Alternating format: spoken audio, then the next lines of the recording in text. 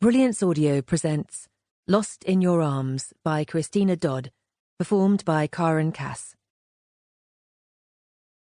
London, 1843.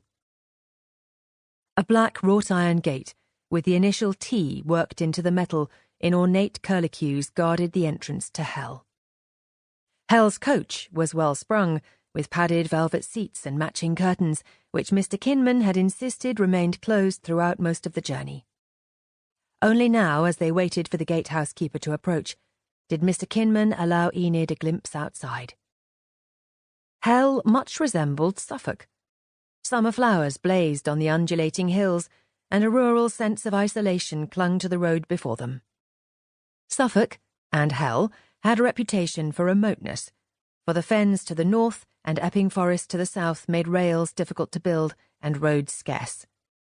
If Enid was capable of surprise, and at this juncture she didn't believe herself capable of any marked emotion, she would have marvelled to discover Hell was difficult to approach.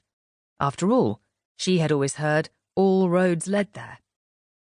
As the gatehouse keeper walked to the carriage, Mr. Kinman lowered the window. "Greetings, Harry." His voice contained faint traces of an East London accent. "I've got the wife." Enid thought that sounded ominous, almost as if she were a parcel wrapped neatly in brown paper and tied in string. Harry leapt onto the footman's perch and peered inside. He was handsome, young, with a hard face. He scanned the corners of the vehicle, but the floor of the carriage contained nothing but 4 feet and Enid's pocketbook. So he nodded, and in an educated accent said, "All right then, go right to the garden." His gaze lingered on Enid, on her neat brown travelling costume, her straw bonnet, and her tan kid gloves. Mr. Kinman stared at Enid too. Their mixture of wariness and hope gave her a queasy feeling, not that she wasn't feeling queasy anyway at the thought of seeing Stephen once more. Harry jumped down. "Drive on." "A very odd sort of gatekeeper," Enid said, making conversation as they rumbled through a small pine wood and up over a hill.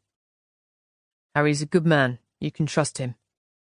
Mr. Kinman's meaty face was heavy with sincerity. "Anyone I introduce to you will be a man of good faith, but please, Mrs. MacLean, don't put your trust in strangers." "How many strangers will I meet?" Enid asked. Mr. Kinman's starched white collar apparently strangled him, for he ran a finger around it in a half circle.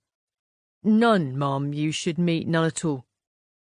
Except MacLean, and he was the strangest of all. She feared that, like a runaway train, he would once again rush over her, crush her, and leave her writhing in the destruction of her life before he rolled on to another adventure, another conquest. The thought of seeing MacLean again gave her a pain in the gut, and that, combined with the rolling motion of the coach, made her wish that the journey would be over, and soon. As they passed a hill topped by a ruined castle covered by ivy and honeysuckle, Mr. Kinman said earnestly, "Blythe Hall is a lovely spot, close to the coast and on the banks of the River Blythe." "I would have sworn it was the River Styx," she said. Mr. Kinman's broad forehead puckered as he struggled to comprehend her enigmatic reference to the river that flowed through Hell. "No, ma'am, I don't know why you would think that. It is the River Blythe. The estate is Blythe Hall. Your host is Mr. Throckmorton, a gentleman of substance and one of Her Majesty's loyal subjects." "He will tell me the details of my husband's injury?" "Yes, ma'am." Her questions and comments made Mr. Kinman frankly uncomfortable, and at any other time and in any other circumstances she would have taken pity on him. But not here and not now. She had left a dying woman to come here and see Stephen MacLean. This had better not be one of MacLean's tricks, or she would personally see that he was given an injury. "Mr. Throckmorton has commanded that you be given anything you want, anything at all," Mr. Kinman continued. "We, all of us who serve Mr. Throckmorton, will do our best to provide for your needs. We'll see that your stay here is at least tolerable." Tolerable? She turned her head away and stared out the window. No, this duty would not be tolerable. The marital mistake of her youth would haunt her forever.